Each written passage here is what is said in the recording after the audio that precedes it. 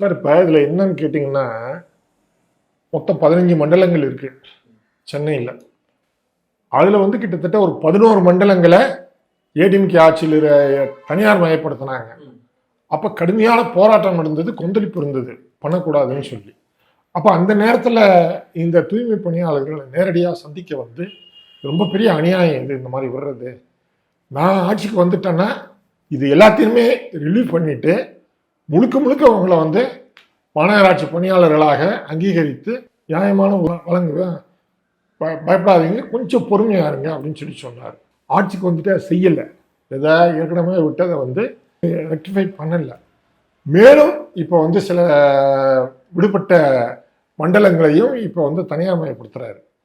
அப்போதான் இவங்க கேட்குறாங்க, நீங்கள் அன்னைக்கு அன்றைய முதலமைச்சருக்கு கடிதமும் இருக்கு, பேசின பேச்சும் வந்து வீடியோவில் இருக்கு. அப்போ இதெல்லாம் இருக்கும்போது நீங்கள் சொன்ன வாக்குறுதியை நீங்கள் மீறுறீங்க. அப்படி பண்ணாதீங்க, எங்கள் வயிற்றில் அடிக்காதீங்க, எங்களை வந்து நாங்கள் உங்களையே நம்பி இருக்கிறோம், நாங்கள் வந்து ஹார்ட் ஒர்க் பண்ணுறோம், எங்களை நிம்மதியாக வாழ விடுங்க, இதுதான் அவங்க கேட்குறது.